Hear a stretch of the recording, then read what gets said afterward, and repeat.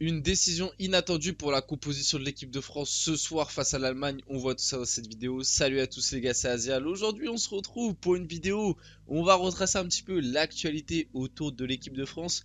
Qu'est-ce qui s'est passé autour des Bleus ces derniers jours? On va voir tout ça dans cette vidéo. Vous allez voir, il y a pas mal d'actu, notamment autour de la compo qu'on pourrait avoir ce soir face à l'Allemagne. Il y a eu une petite bombe, on va dire. Il y a quand même une petite bombe qui est sortie. On va le voir un petit peu en fin de vidéo. Mais apparemment, Kylian Mbappé ne va pas disputer le match ce soir face à l'Allemagne. On n'a pas plus d'infos que ça, mais c'est ce qui est sorti aujourd'hui. Bref, on va le voir dans cette vidéo. Pas mal d'actu autour de l'équipe de France.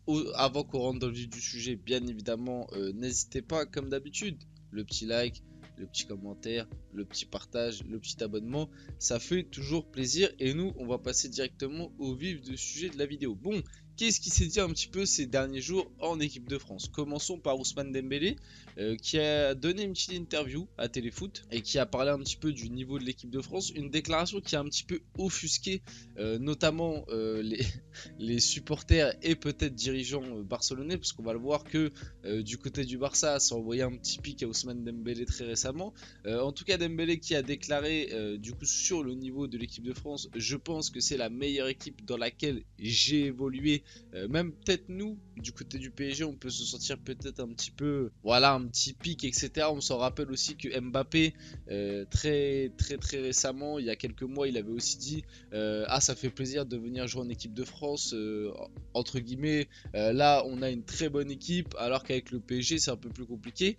Mais en même temps, les gars, est-ce qu'on peut les contredire? Honnêtement, je ne pense pas. Faut se le dire, à l'heure actuelle, l'EDF est sûrement top 3, même voire j'ai du mal à trouver mieux comme meilleure nation en termes de vivier, de joueurs qu'on a, même les espoirs, hein. Les gars, quand je vois qu'en espoir, on a des Barcola, des Cherki, Amin Gouiri n'y est plus, mais pendant un long moment, on avait du Amin Gouiri, du Kalimundo, du Eli Wahi. Vous voyez ce style de joueur, il y a du Cacré au milieu de terrain et tout. Ça reste quand même des joueurs de qualité, même si certains, notamment les Lyonnais, en ce moment c'est un peu plus compliqué derrière du Loukeba et tout. Non, franchement, Malo Gusto, il y a une très belle génération encore derrière. Et quand tu regardes les A, franchement, cette aiguille de France est assez impressionnante à tous les postes. À la limite, aller à la limite, si tu dois donner un petit défaut, c'est latéral droit. Honnêtement, latéral droit, t'as Koundé, Pavard, moi, j'en peux un peu plus. Et, voilà, t'as pas d'autres solutions, on va dire. Mais à part latéral droit, l'équipe de France est très bien fournie un peu partout et c'est assez impressionnant. 2 ans après avoir marqué ce dernier but avec l'équipe de France, Ousmane Dembélé évoque son axe de progression. Et oui, la finition. Et ça, Ousmane, c'est quelque chose dont j'en ai aussi parlé dans mes débriefs très récents avec le PSG où j'étais en train de dire bon Ousmane, t'es mignon, tu fais des dribbles, t'élimines, ça c'est très bien, tu fais souvent avancer le jeu. Des fois, tes dribbles passent pas, mais on va dire que il faut toujours un taux d'échec. Mais là où il faut que Ousmane Dembélé s'améliore, c'est dans le dernier geste et notamment la finition. Parce que savoir faire la passe décisive, en vrai, c'est quand même une de ses qualités. C'est un très bon passeur, mais savoir faire le dernier geste, la finition, c'est un truc où il va falloir que tu progresses. Le souci, mon petit Ousmane, c'est que tu arrives quand même à 26-27 ans. Normalement, à cet âge-là, tu es déjà censé être pas à ton prime, mais tu peux toujours progresser dans le foot. Il n'y a pas d'âge pour progresser, mais tu es quand même censé avoir pris une maturité supérieure et notamment sur ce stade de finition quand tu es un attaquant. Donc j'espère vraiment que sous le maillot du PSG, tu vas grandement progresser sur cet axe-là parce que c'est vrai que finalement, Dembélé n'a jamais fait de saison. Je sais même pas si Ed Dembélé a déjà fait une saison à plus de 15-20 buts. Je crois même pas. Peut-être à la limite à Dortmund. Ou à Dortmund, il avait pas mal claqué. Mais je suis même pas sûr qu'il est. Même à Dortmund, alors que c'est Bundesliga, Allemagne, tu sais qu'il y a des boulevards et tout. Je suis même pas sûr qu'il ait mis plus de 15 buts sur une saison. Donc c'est vrai que c'est un gros axe de progression pour lui. Et ça fait 2 ans qu'il n'a pas marqué avec l'équipe de France. Donc point à évoquer. Là, c'est ce que je vous parlais. Du coup, Enric Massip, le conseiller de Johan Laporta, président du Barça, évoque le départ d'Ousmane Dembélé. Dembélé avait déjà montré son manque de loyauté en refusant de prolonger son contrat. Bon, au final, il avait quand même prolongé, mais bref. C'est facile d'embrasser son logo après un but, il est légitime de vouloir gagner plus, mais quand vous êtes loyal, vous ne regardez pas l'argent et vous ne dites pas une chose un jour et une autre chose le lendemain. Voilà, petit pic envoyé de la part, encore une fois, des conseillers du Barça, de la direction barcelonaise, envers Ousmane Dembélé.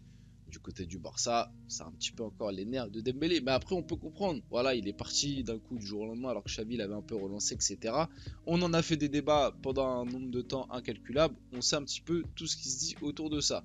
Ensuite, les frères Hernandez ont eux aussi parlé un petit peu au micro de Téléfoot et notamment Théo Hernandez, enfin les deux ont dit jouer en club avec mon frère un jour, j'espère. En gros, dans la déclaration, on leur posait la question, est-ce que vous étiez content de jouer entre frères en sélection? Ils ont répondu bien évidemment que oui, et ils ont répondu que si ça pouvait se passer en club, ce serait encore mieux, ça serait vraiment le pied, etc. Donc jouer en club un jour avec mon frère, j'espère. Donc pourquoi pas peut-être un jour du côté du PSG, comme on sait que Lucas Hernandez vient de signer du côté du Paris Saint-Germain.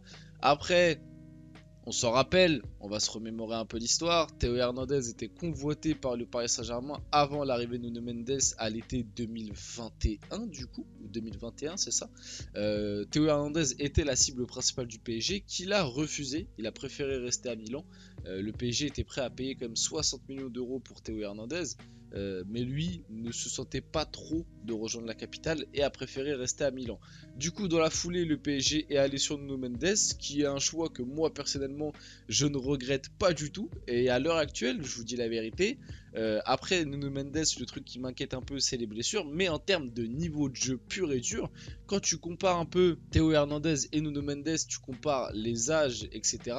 Si tu enlèves l'aspect blessure de Nuno Mendes, moi, je suis très content d'avoir et de garder sur les prochaines années un Nuno Mendes titulaire. Honnêtement, ramener un Théo Hernandez, est-ce que dans l'absolu c'est vraiment la priorité? Je ne pense pas. Après, c'est vrai que ce serait vraiment le dream d'avoir Théo Hernandez titulaire et Nuno Mendes dans la rotation ou inversement. Là, ce serait vraiment incroyable. Mais bon, là, pour gérer les égos, etc., ce serait un peu plus compliqué. Mais bref, à l'heure actuelle, sur le côté gauche du PSG, il y a quand même du monde. Faire venir Théo Hernandez, ce n'est clairement pas la priorité, mais pourquoi pas un jour, on ne sait jamais, et ce serait vraiment une plutôt belle recrue. On continue. Didier Deschamps a confirmé au micro de Téléfoot que Kolo Muani serait disponible pour le match France-Allemagne ce mardi, en l'absence d'Olivier Giroud, qui préférait vous voir en pointe entre l'attaquant parisien et Marcus Thuram. Est-ce que j'ai besoin de développer 150 ans sur ça? Bien évidemment que moi je veux voir Randal Kolo Muani en pointe de cette équipe de France. Déjà pour la simple et bonne raison que, bon, du coup ça va pas se passer parce qu'on va le voir après qu'apparemment Mbappé ne va pas jouer.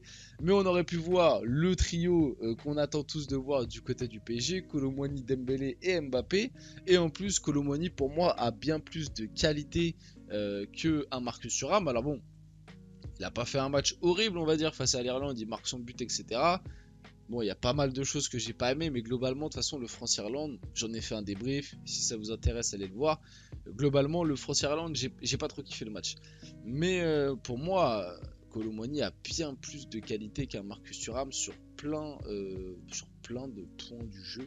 Et bien évidemment que moi, j'ai envie de voir Kolo Muani ce soir face à l'Allemagne. Le seul petit hic où je peux me dire peut-être que ce serait un petit peu con, un petit peu débile de l'envoyer au front direct ce soir face à l'Allemagne, même si c'est un match amical, c'est important de le rappeler, le France-Allemagne de ce soir est un match amical, ce n'est pas un match pour les qualifs de l'Euro, etc., puisque l'Euro est en Allemagne, donc l'Allemagne est qualifiée d'office, donc c'est des matchs amicaux.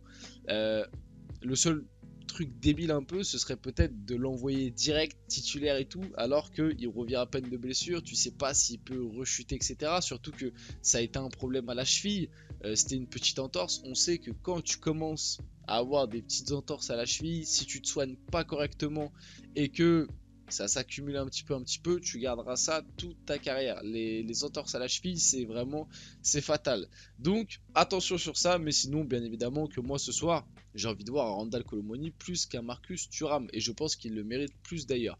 Adrien Rabiot méritait d'être parmi les 30 nommés du Ballon d'Or, et oui c'est ce qu'il a déclaré à l'équipe. Indifférent, non, sur son absence du coup, parce que je me dis que j'ai réalisé quand même une très grosse saison sur le plan individuel, et parce qu'en voyant certains joueurs qui y figurent, j'ai pensé que j'ai pensé que ce ne serait pas forcément logique. Est-ce que vous êtes d'accord avec la déclaration de Rabiot? Est-ce que pour vous, Adrien Rabiot méritait d'être dans les 30? Honnêtement, moi, ce genre de débat, ça me saoule un peu dans tous les cas, parce que, ok, c'est très bien, tu fais partie des 30 nommés pour le Ballon d'Or, mais tu ne vas pas le gagner. Donc, bon, c'est bien, hein. C'est bien, c'est un accomplissement. Plus tard, tu pourras dire, ouais, dans ta carrière, j'ai fini, je sais pas, j'ai fini 22e du Ballon d'Or. Mais en soi, dans l'absolu, peut-être que pour lui, ça compte. Pour nous, je vais pas vous mentir, on s'en fiche un peu. À part le top 10 Ballon d'Or, où peut-être là, on s'en rappelle un petit peu des fois. Sinon, est-ce que les gars, vous vous rappelez de qui a fini 19e de l'année dernière, ou qui a fini 24e d'il y a 3 ans? Honnêtement, personne s'en rappelle de ça. Tout le monde s'en fiche un peu. Donc bon, pas voir Rabiot dans les 30, moi personnellement ça ne m'a pas choqué. La Juventus a fait une très mauvaise saison. Alors oui, il le dit, lui sur le plan individuel, c'est vrai que la saison est plutôt réussie, surtout avec l'EDF, hein, la Coupe du Monde et tout ça compte. Il fait une bonne Coupe du Monde, Adrien Rabiot. Mais voilà, ton équipe a complètement sombré. Bon, tu t'es pas non plus hyper différencié du reste de ton équipe. C'est pas toi qui a porté la Juventus cette année, faut pas abuser. T'as été un bon joueur, mais voilà, vous comprenez un petit peu ce que je veux dire. Est-ce que vous comprenez un peu cette décla ou pas? Est-ce que vous êtes d'accord avec lui ou pas? N'hésitez pas à me dire dans les commentaires. Moi, personnellement, ça ne me choque pas qu'il ne fasse pas partie des 30 nommés du Ballon d'Or, honnêtement. Antoine Griezmann sur le France-Allemagne de 2016. C'est mon plus beau souvenir en sélection. Le vélodrome, le stade plein. Une grosse ambiance, c'était exceptionnel. Les France-Allemagne sont toujours des gros matchs à jouer où il y a beaucoup d'envie. Ce sont des matchs que tu rêves de jouer ou de regarder. On s'en rappelle, le France-Allemagne Euro 2016 était assez incroyable. Et pourquoi pas peut-être la même performance ce soir d'Antoine Griezmann. Ça c'était du coup la compo probable et potentielle de l'EDF pour ce soir. Avec un Kolo Muani en pointe, avec un Kingsley Coman à droite, du coup, Griezmann, Mbappé, on le verra juste après, d'ailleurs je vais vous le mettre dès maintenant.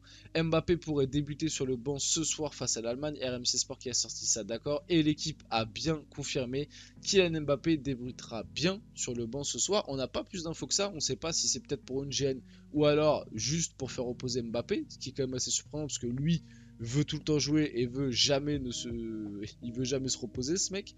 Mais en soi c'est assez logique, voilà, c'est un match amical, pas d'enjeu, etc. C'est pas totalement débile de reposer Mbappé, et moi en tant que Parisien ça me fait même du bien et plaisir qu'il se repose un peu, comme ça on va le récupérer un peu frais, etc. En tout cas, la compo probable du coup à la place d'Mbappé, je pense que ce sera peut-être pourquoi pas du coup un Marcus Thuram, ou alors Dembélé du coup qui reprendrait sa place à droite et Kingsley Coman à gauche, c'est une possibilité, avec un milieu de terrain Camavinga, Tchouaméni, Griezmann, Théo Hernandez derrière, Todibo ou Upamecano, Saliba, Pavard et Maignan. Voilà, ce serait la compo la plus probable qu'on verrait ce soir pour l'équipe de France. N'hésitez pas à la noter dans les commentaires. Moi la compo franchement elle me hype plutôt pas mal, juste vous remplacer Mbappé par quelqu'un d'autre, peut-être un Coman qui va glisser à gauche, ou peut-être un Marcus Thuram qui va jouer, ou Kolo Muani qui va jouer à gauche pardon, et Marcus Thuram en pointe. Bref, il y a pas mal de solutions. En tout cas, on arrive tranquillement sur la fin de cette vidéo. J'espère qu'elle vous a plu. Si c'est le cas, n'hésitez pas à la liker, à commenter, à partager. Les gars, c'était Azial, et on se retrouve très rapidement pour une prochaine vidéo.